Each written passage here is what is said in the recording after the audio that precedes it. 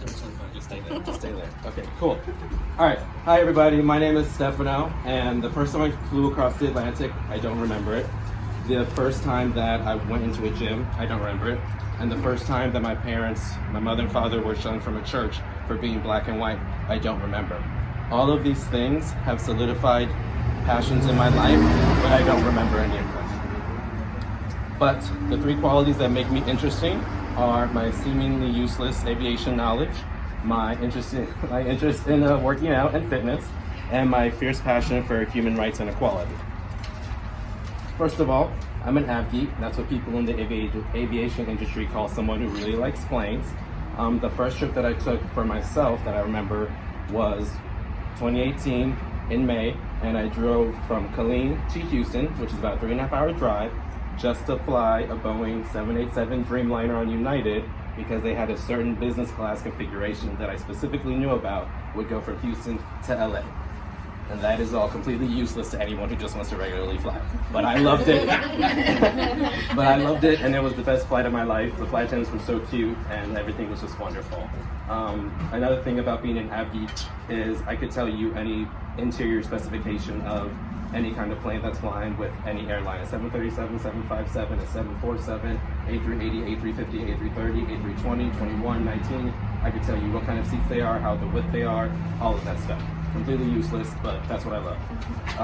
Secondly, I'm a bodybuilder, but more like a fitness Instagram person.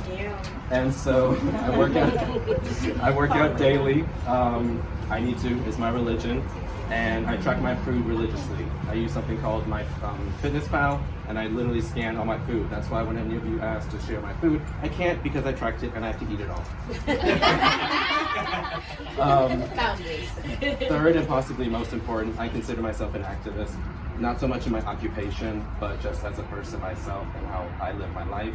I think you guys have probably all heard me chastise someone. If I hear something that's derogatory towards somebody's race, their sex, their gender, their religious belief, I'm going to stop that person, demand an explanation, and usually ask for an apology because nobody deserves to feel bad for who they are and how they are. And for me, when I was in Hawaii growing up, I had two best friends. They were just my two best friends. One person was white with blonde hair, another person was black with blonde hair and green eyes, actually super unique, awesome. And I just knew them as my two best friends. And that was all that was said. It wasn't until I came to the United States that someone told me, so what are you? And I said, what do you mean, what am I? I was writing to school for middle school for one of the first times. And he said, well, are you white or are you black? And I said, I'm both. He said, no, you have to choose. And I said, well, why? He said, because you have to. And this continued and continued until finally the child called me something and moved on, and that was the end of the conversation.